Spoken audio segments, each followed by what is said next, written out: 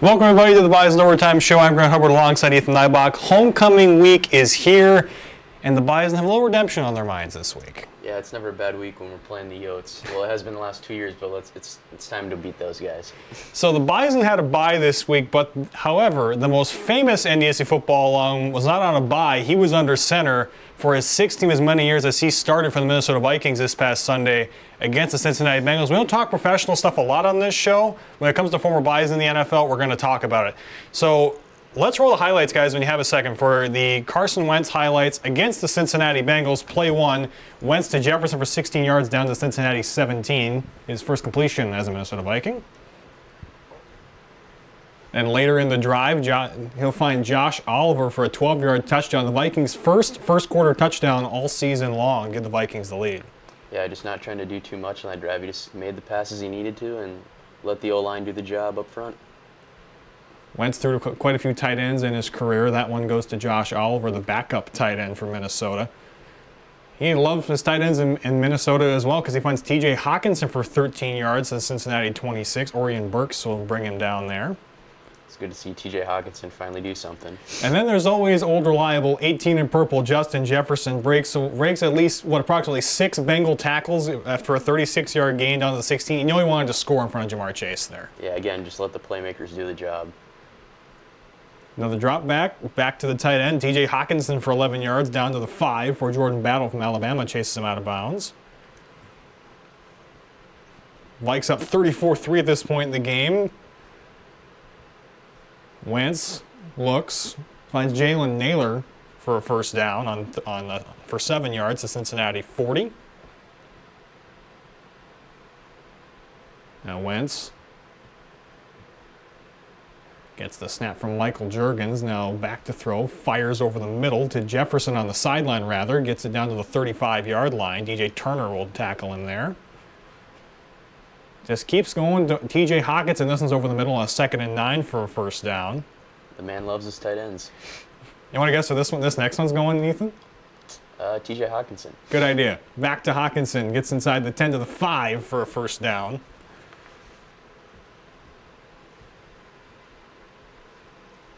(41-3) at this point, third quarter on the drop back.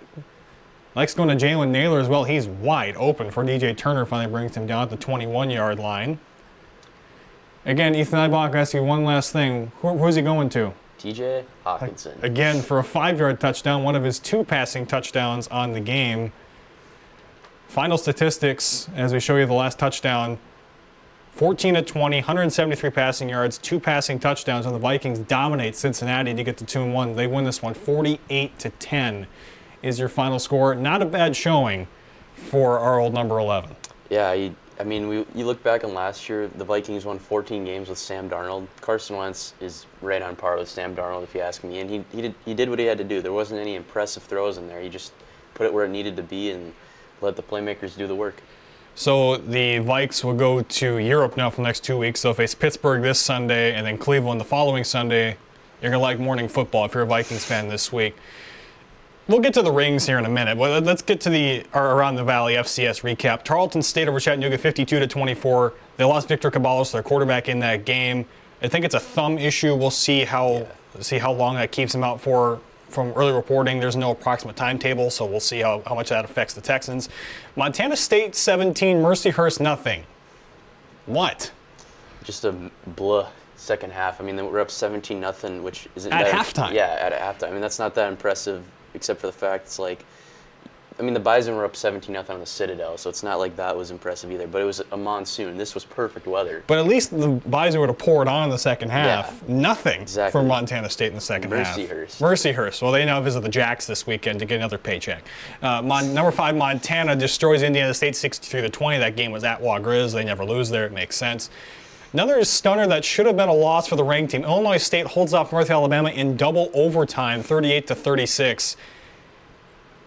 I don't feel good about my Illinois State predictions now because of what in the heck happened in Normal. There were 2 weather delays. Mm-hmm. North Alabama should have won the game regulation, but they missed an extra point after a go-ahead. Should have been a go-ahead touchdown. Yeah. And the Bison play them after South Dakota. I'm feeling pretty good about the Bison going to Normal right now after what that performance was. Yeah, and I mean, like you said, extra point away from winning this game, and then they had chances in overtime too. I saw him score, and I was going to run upstairs and tell my dad, Illinois State lost. He's like, you see what happened? They missed the extra point. Unbelievable. You can't do that. In my top 10, and everyone's top 10 except for yours apparently, number 7, Rhode Island over Long Island, 28-7. Battle of the Islands, Rhodey wins that one. I'd like to take a moment to thank my Lord and Savior, Dennis Lynch. He's the kicker for San Jose State. 4-1 in picks thanks to that. 31-28, they defeat Idaho. Thank you, Dennis Lynch. I appreciate your service. Tragic.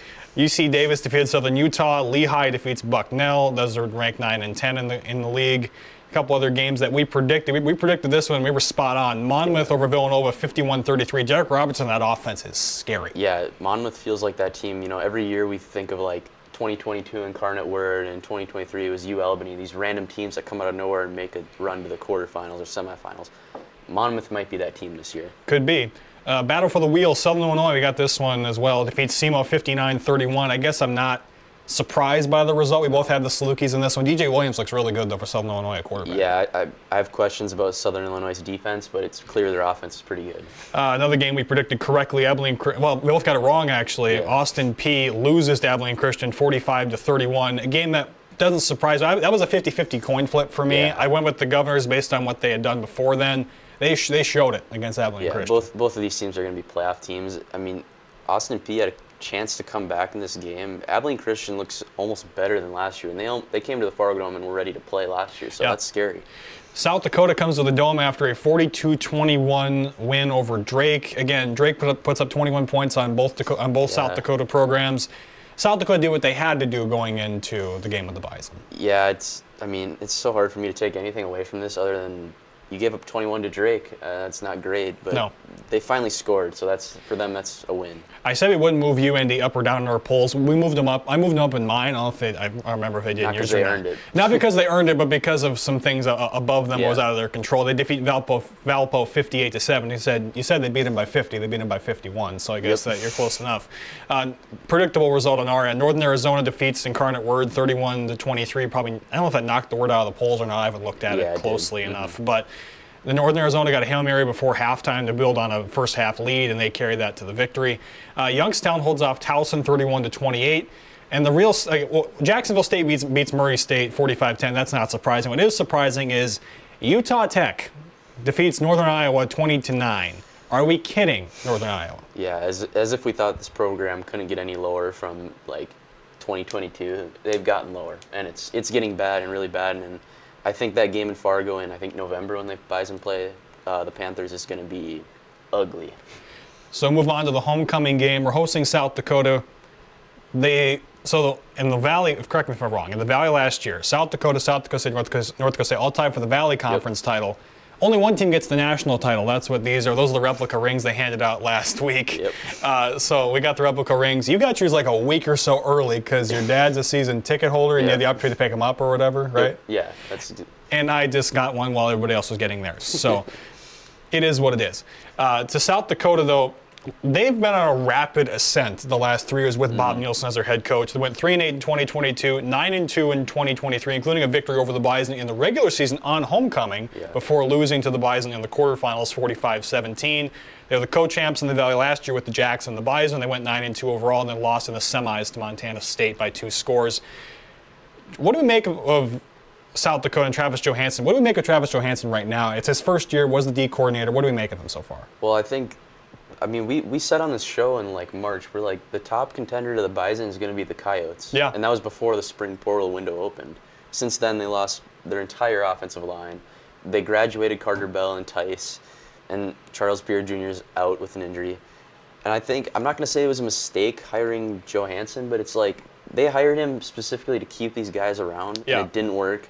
Now, not saying he's not a good coach, because they're 2-2, which isn't awful, but I have no idea what to make of them. I have no idea what we're going to see on Saturday. Right. Their 2 wins are Northern Colorado in overtime, a game they should have lost, where Northern Colorado had 3 shots from the 1-yard line to win the game and could not get those 6 inches to win the game.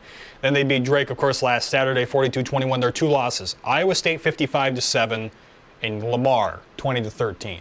ouch. It's the Lamar loss that will forever be puzzling, I think. Yeah, and I think they even got punished a little bit in some people's polls for the Iowa State loss, because people have talked about it around Fargo. You can't lose to a Power 4 team by 48 and expect to still be a top 5 team. When they lost to Lamar, that's when the eyes really opened. Yep. And I don't know what to expect. They're ranked 17th in the polls, but again, you said it. Yeah. Gutted by the portal. 4 or 5 offensive linemen, gone. Mike East Grace, Defensive Player of the Year in the Valley, gone. Gary Bryant, their leading tackler, he's over at Syracuse. There's two schools of thought when it comes to the South Dakota schools. One recovered from the portal, got better through the portal, and one looks like a totally different team after the portal season ended. Yeah, I was listening to the Bison Media Zone podcast earlier, and they were talking about South Dakota State. The amount of guys they lost was huge, but the quality of the players, South Dakota lost less, but they lost more quality guys. South Dakota State got gutted too, but they retained enough. South Dakota did not retain enough. What they did bring back, though, Aiden Bauman, fourth-year starter, he's beaten the Bison twice, 45-89 for just under 600 passing yards, 5 touchdowns, 4 picks. There was supposed to be their feature back, Charles Pierre, knee injury against Lamar. He's done for the year. So L.J. Phillips steps in. I called him L.J. Scott last week. That's on me. L.J. Phillips Jr., the redshirt sophomore. We're what, 4 games in? 72 carries, over 500 yards, 7.2 yards per carry, and 6 rushing touchdowns. Kolpak said on that same show, he may be running out of gas here, man. I don't think he's had this many carries since high school. And you look at the Valley standings with the stats, he leads the Valley in rushing attempts, yards, and touchdowns. Yep. And he's basically played 2 games, 2.5 games maybe, if you want to count Lamar. Again, the opponents aren't great, but he's clearly a good player. Outside of that, I don't see a lot on this offense that scares me. Their leading receiver, Lorenzo Fenner, 7 receptions for $175 and 3 scores. Their best defensive player, if you want to call it that, is their senior DB, Matt Walsh. He has 25 total tackles.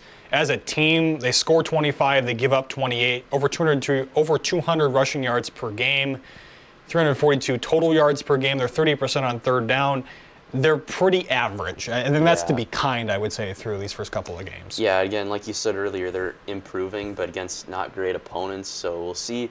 We're going to know a lot about USD Saturday night after the game, and we'll know even more when they play the Jacks at home. I still think this team could get in the playoffs, but you're going to have to go at least 2-1 against Dakota opponents, and I don't see that happening. Early projection I saw, they were a last 4 in kind of team. Yeah. They really have to earn that kind of moniker if they start this season. Oh boy, I don't want to think about just if they lose this game, what that could mean for them going forward. They may miss the playoffs if they lose this game and they lose to UND or South Dakota State. Then it'd be all sure because they don't have any quality wins at that point. Yeah, and it'll be an uphill battle for sure. And if you miss the playoffs as a first-year head coach after this team was in the quarterfinals and then the semifinals after that, I don't know what to say. They're not going to fire their coach, but it's because of the portal gutted them. But it's like, I don't know who you put the blame on. I don't know if you put it on anybody other than just guys have freedom now and they do what they have to do. So you got 5 keys to a Bison win. What's key number 1? Contain L.J. Phillips. I mean, these last 2 wins they've had, he's been their only source of offense. Aiden Bauman has not done really anything these first 4 games at all. If you stop the run, Bauman doesn't have the targets and the weapons he had last year. I think that's the key to the win, basically. Yeah, when I just look at this offense at them, what's coming back, Bauman's it, and he doesn't move. No. And with the way this Bison pass rush has been getting after people, they may not have a lot of sack numbers right now, but the amount of pressure they're getting on the quarterback, and they can rotate 6, 7, 8 guys, I feel bad for Aiden Bauman if they're forced to throw the football 30 times. It may not be pretty. What's key number 2? Start fast. The last 2 times they've lost to the Yotes, it's been horrendous starts. I mean, the first quarter last year, Cam Miller didn't record a single passing yard. And the year before, it was like, boom, 21-3 at halftime. And Bison were getting booed off the field, if you remember. Yeah. That has never happened before. So that was kind of the start for USD Rising. So you have to start fast. If the Bison go up 14-0 right away, that's going to be hard for USD to recover from. Correct if I'm wrong again. In 22, they went to Vermilion, and they were flat in the first half as well. That was arguably worse than the game at the Dome 2 years ago. Yeah. I was actually at that game, and it was like Jalen Bussey fumbled, Dom Ganella fumbled, South Dakota scored 17-10 at half. I'm like, I mean, if the Bison lost that game, who knows where that season goes at that point. But that was not a good half. No, what's key number 3? Cole Payton needs to start fast. I referred to it earlier. Cam Miller has had a brutal start against these guys. His last 2 losses to him. quarterfinals, he obviously improved in 2023, but if Cole Payton can take over and do what he's done these first 3 games, the Bison are going to be fine. I think he's the front runner for the Payton right now. Call me biased Yes. if you want. I think the way he's looked so far through 3 games, if he can carry that into conference play, he's a front runner for the Payton. He's a front runner for all conference. You name it, he can get there. What's number 4? Control the clock. USD has pounded the rock the whole season, and that's how they've beaten these not good teams, by the way. But USD had a 17-minute and 52 seconds in time of possession in the first half against the Bison last year. Yeah. And if Cam Miller wasn't, people are going to underestimate Cam Miller all the time, like from years from now. If Cam Miller isn't a part of that game, the Bison get blown out. Yeah, I'm interested to see how much the Bison will value the clock because they've really utilized the passing game the last couple of years to an extent where the time of possession isn't as big of a factor as it used to be. No. So this one isn't as big of a deal, but if you really want to shut off South Dakota's chances of winning this game, controlling the clock will definitely help. Yeah, I think getting up early is more important, and then controlling the clock. Yeah. Getting rid of South Dakota's momentum. And then number 5. Finish the game. The Bison were up 28-17 with under 5 minutes. Like 4:03 left? Something like that, yeah. And they dropped the interception from Kubitz. They gave up 2 4th-down conversions and just finished the game. Yeah. Keep the ball in your hands and finish the game. You just don't. It's so uncharacteristic what happened in Vermilion last year that, I mean, they're number 1 seed if they don't lose that game, which people will always forget about. That they would have been the top seed had they not fell in Vermilion. But it'd be interesting to see how South Dakota comes out and then how the Bison finish, because that middle 8 they've destroyed opponents. That fourth quarter they haven't had to play into a fourth quarter yet all season long. So we'll see how that looks. It's my rotation again on the hot takes. So there you go. They're my hot takes for this week. We're gonna keep it specifically to this game. First one, I think Aiden Bauman throws for under 150 yards. As we've mentioned in what Ethan just talked about, their leading wide receiver has 7 receptions. That doesn't show me a lot going into this game. It's like, they're going to be this deep. I really don't see that happening. Bauman's been good against the Bison. They haven't been able to touch him in the last couple of seasons. They're going to get after him, I think, this Saturday. Yeah, I think we're going to see a heavy dose of blitzing maybe because if he panics, I mean, he's not going to panic. He's a senior, but if he panics, if he gets under pressure, he's, like you said, the quarterbacks that beat the Bison are the guys that can run the ball. That can move. Like Gronowski, even he wasn't the fastest Taryn Christian could move. Taryn Christian could run. Yeah. Bauman, looking through these categories, he's the only statistic he has top 5 in the Valley is interceptions. That's not good. No, he has the second most interceptions with 4. So turnovers are going to be key as well. And he was voted the best quarterback in the conference going into the season. Yeah, so. Cole Payton's got something to say about that. Number 2, I think, is one I'm just kind of more tired of the narrative, is that I think a Bison running back has a 50-plus yard touchdown run.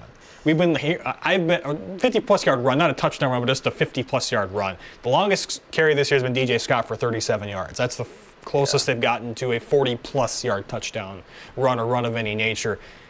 It just has to happen at some point, and I'm just so sick and tired of hearing about it. Yeah. I think Barika Penu can take one 60-70. I think if Cortez LeGrand can get in, he can bust one. I'm just tired of hearing about it. I think they can do it against a South Dakota defense that has not looked great to start this season. This is just a narrative that's been hammered on by the media more than anything, because the Bison... Not us, but others. The Bison, like, their scheme has changed a lot through the last 5 years. You know, pre-COVID, it was like... Again, 3 seasons, 3 different offensive coordinators now. It was like pound the rock, pound the rock. You know, Tyler Roll opened it up a little bit in 23. Jake Landry was awesome last year. And, I mean, and what's funny about it is that if Cole Payton runs for like a 60-yard touchdown, that's still going to come up. All the running backs. Running back didn't do it. Yeah. Well, the Bison are averaging like 42 points a game right now, so I'm not worried about it. But yeah, that's definitely something that could happen. Number 3 I have is USD has held under 250 total yards. They've had in 4 games, 5 good drives. I mean, the open drive against Iowa State was pretty impressive, and after that, they just have not looked like what we've expected to see. I think they're held under 250 total yards. In this Bison defense, they're outscoring they have the notes. They're outscoring opponents like on average like 46-5 or something like that. It's not good for them. I don't see them getting 250 yards or maybe even 14 points. It's just the way they've played does not spell success so far. Yeah, like their good drives have come against Drake. Yeah. Drake is non-scholarship. Yeah. Northern Colorado hasn't been good since they were in Division II. Yeah. So 1999. Yeah. Well, to your credit, that opening drive against Iowa State, I was like, okay, USD is scary. Really good. They're gonna be scary. And then since then, it's been downhill. Boom. Yeah. Number 4, this one's just kind of, we don't, that's just because we don't know it yet. The Bison are wearing all green. Good inkling, the Yotes are wearing surrender whites. Yep. That's white, white, white. That's, you know what that means. That's what Bison opponents like to wear in the Fargo Dome. Why? No idea. It's just what they do. Yeah. They'll come out wearing all white again. They're not wearing red pants. And we're like, if they wear the anthracite uniforms again, burn them. Yeah. If those ever see the light of day again. Last one, Cole Payton totals 4 total touchdowns, running, throwing. I don't care. Maybe he catches one. Maybe he catches one. Who knows? Quincy Paris almost did that in the semis and screwed it up. So Cole Payton, I think I don't want to say it's a slam dunk pick for this one, but the way he's played, he's had 2 weeks to prep for South Dakota. He's going to go off. I'd say. What makes it a hot take is like you think of 4 touchdowns, that's 28 points. So he's got to account for all of those. He's going to run the ball more than we've seen because they've been playing bad teams. They haven't needed his legs. And if the pocket breaks down, he's going to run too. So, and he's been passing well too. We keep forgetting about that. Yeah. So, that's a slam dunk pick. Sort of, yeah. Sort of, I would say so. Let's go with the top 10s for this week while we're on the subject. I'll go first this week. I got Bison 1, I'll steal your phrase, debate with the wall on that one. South Dakota State 2nd, again, debate with the wall. Tarleton at 3, again, we don't know the status of Victor Gabalis, their quarterback. It's a thumb. We don't know. We're just going to leave him at 3 until otherwise. Montana 4, Montana State 5. I'm going to leave Rhodey in there at 6, whether you like it or not. Lehigh at 7. UND got bumped up only because of what Illinois State did in almost losing that game. I'm going to go Davis at 9. I'm going to have the Redbirds at 10. I'm not going to drop them out of my top 10, but boy, that's a warning sign, if anything, I think, going into this one. Yeah. Going into this week, I should say. We've hammered on this. Once you get outside of the Dakotas and the Montanas, and then Tarleton this Wild year, West. You don't know what you're getting. Illinois State's a mystery now. I agreed with you. Like, they could have been a top 5 seed. Now it looks like the Jacks are going to hammer them. They might. So, getting to my top 10. Yeah. Bison are 1, obviously. Jacks are 2. Tarleton, I want to mention something. It's like, if you're a UAC team and you want to get a top 2 seed, you have to run the table. You have to be unbeaten. And you probably have to beat an FBS team. So if their quarterback's out, this could be like a Furman situation where they get down to like the 7th They seed. could be, again, if they win out and the Jacks have a conference loss or 2, Tarleton could be the 2nd seed. Yeah. And it just could be. I still think like the Jacks are comfortable going down to Texas and beating them. Yeah, that's true. It's kind of the situation we had with Sac State 3 years ago when they set Scatabo. Yeah. And they went 12-0, and they're a big Sky team. Yeah. But they didn't play Montana State that year. No. But anyway, moving on. Montana, I moved them up above Montana State. You got to beat Mercyhurst by more than 17. Yeah, that was my phrase as well. If Indiana State and Mercyhurst played, Indiana State, I don't know if they win, but I'd say Indiana State wins. I would say they win. It'd be close. Montana hammered Indiana State, is Yeah. my point. So, and the Brawl of the Wild in Missoula, we could be looking at a Montana State team that goes 9-3. I don't know. Possible. Southern Illinois, I know they played SEMO. Their offense looks legit. Defense does not look good. They're like UND, and that's why I have UND at 7. The defenses aren't great. Offenses are explosive. We looked at it on Tuesday. They were what, the opponents other than Purdue are what, 1-9 or something like that. That's why I can't have them in my top 10 yet. I think when we get to like late October, we can start looking at the Massey strength of schedule. Right, they put UND by that point, so we'll see more after that. These rankings now compared to late October when we start doing our bracketology shows, it is going to be like a whole nother universe. Yep. Basically, it's just fun to rank teams. Yeah, that's true. Illinois State at 8.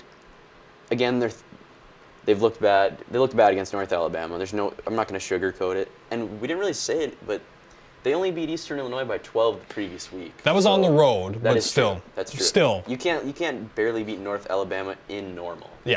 That's just unacceptable, regardless of the situation. Horrific. The weather. Yeah. But they are 3-0 against FCS teams. I'm not going to bump them out. Tennessee Tech, kind of the same situation. Haven't played anybody, but they've pounded the teams they should. Probably won't be in the top 10 in a few weeks. Nope. Idaho, they're 2-0 against FCS opponents. They've lost to 2 FBS teams by a combined 6 points, I think. So, again, get past the top 5. It's whatever you want to do. It's the Wild West. It's the Wild West. That's.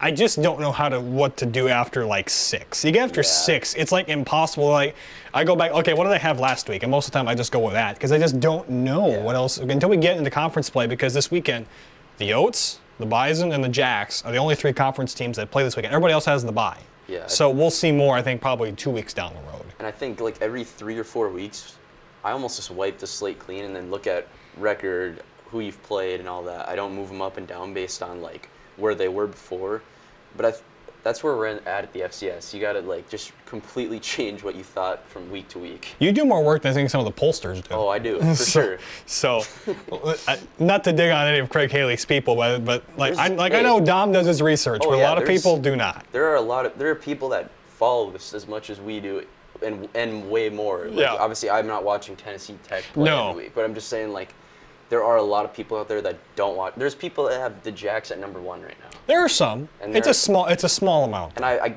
correct me if I'm wrong. I think a couple weeks ago, Tarleton got a first place. They did. So that's going to change with Alcabalas in there at quarterback. Let's move on to the picks this week. To the 5 games we're going to pick: North Dakota State, South Dakota, Montana, and Idaho. That game's on ESPN2 on Saturday night. Incarnate Word and Abilene Christian, ETSU and Mercer, and another FBS special, Western Michigan and Rhodey is going at it this weekend. We'll start with Bison and the Yotes. I got the Bison winning this game. I'm not going to have a score prediction yet, but the Bison are the better team. It's at home. It's on homecoming, and they've got a vengeance. So I'm taking the Bison. Yeah, we talked about it earlier. It's like if this game was played in the spring of 2025 with the teams that they had before the portal, this would have been a really good game. Slugfest. But it's not. The Bison are just way better, and yeah, we'll do the score prediction in a bit, but I got the Bison winning. Montana, Idaho, that game's on ESPN2. It's at like a 9:15 Central Time kickoff because, because the Big Sky hates Central Time apparently. So I got Montana. The way they have looked, they beat UND. They came back to beat UND. They hammered Indiana State. It's Indiana State. I get it, but it's a Valley team. You got to beat them just to uphold the integrity of the Big Sky against the Missouri Valley. You got to win at least the bottom of the league. Again, Idaho's so tough to figure out.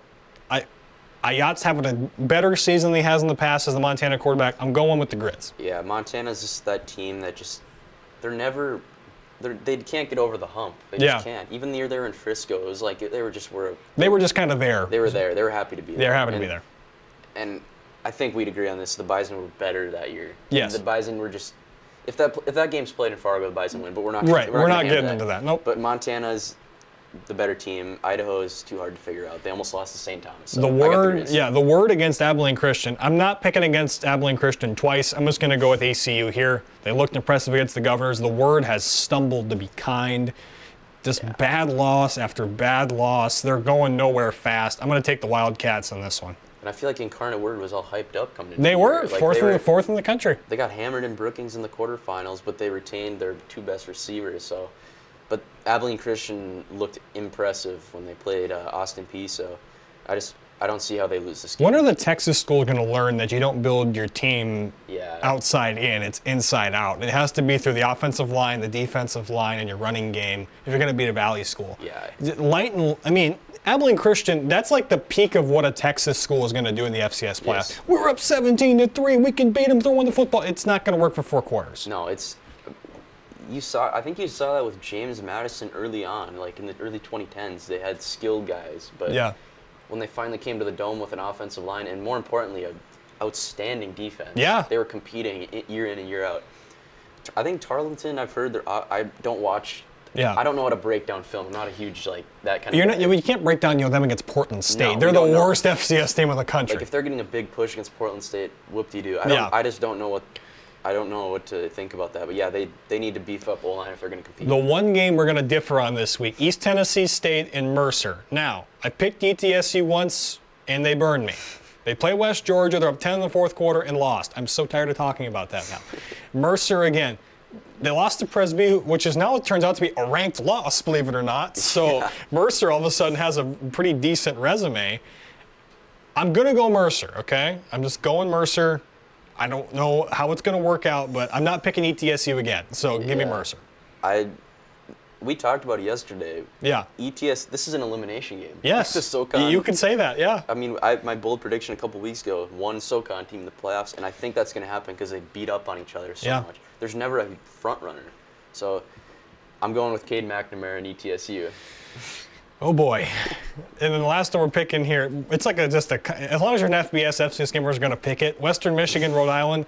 I'm as big of a Rhode Island guy as there is among the two of us, but again, FBS game on the road. Western Michigan's decent. They're a decent MAC school to be kind, but Rhodey can't score, and that has to mean something at some point. So I'm going to take the Broncos of Western Michigan again. I don't feel great about it, but an FCS team like Rhode Island has not won a game like that ever since Tarleton beat Army. They're the high level FCS. Yeah. The mid level, I'm taking Western Michigan. Yeah, I listened to Sam Herder talk about it's like if Rhode Island wants to be a top 8 seed, they got to win this game and their seed. Well, the CAA games they have, it's a joke. It's a glorified joke. They're going to go undefeated. They're going to be the 10 seed probably. But if you win this game, then you're talking about a 7-8 seed. But I'm not picking the FCS team. It's burned me twice. Should not have burned me last week, but I'm not doing it again. I don't care. Dennis Lynch is going to be in your nightmares for the next 3 weeks. I don't care if I'm wrong on this. I'm not doing it again. I'm not getting burned.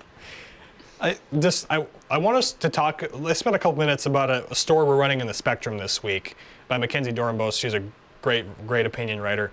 She's part of the NDSU dance team as well. If everyone loves Bison football, why does everyone leave early? It'll be in the paper. It'll be on the newsstands tomorrow and online on Friday. Why do you think that is? Just general spit it out. Why do we think people just don't stay anymore? For getting people in the seats is one thing, but staying. That's why you have these, is to get people to come in. Staying the whole game is an absolute mystery to me. Yeah. I've been going to Bison games since 2012, and I think I've left a game early one time ever, and it was Robert Morris in 2017. Yeah, right. And I think I can get a pass on that one. Yeah. For me, I'm a football nerd. I love watching the backups. I do too. Who's going to be playing at Oregon in 2028? Right. Who are those guys? I love seeing that. I talked to Cash about this morning.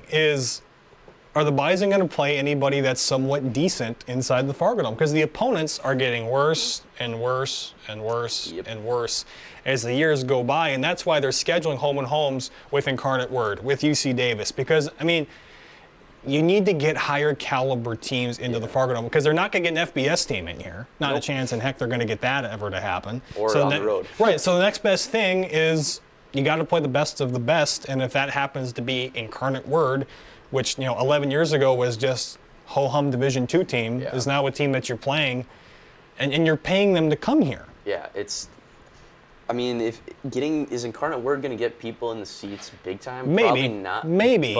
But it's going to do better than SEMO. Yeah. And in the off chance that Incarnate Word is at their level that they were when they came here in the semifinals, then you're talking about a huge game.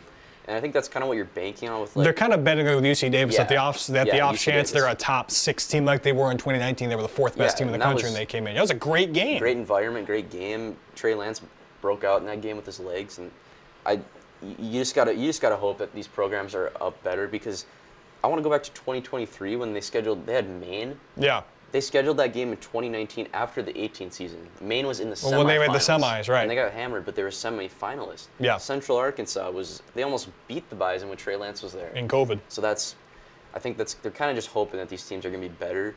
And to answer the question, I have no idea what you can do to keep them here. It's also the shift in the, not the students, but just the shift in everybody that, people are bored. Yeah. They don't like watching 59-7 anymore, which I understand. The cost keeps going up, which for some people that means a lot. I completely. If you just can't afford it, I get it.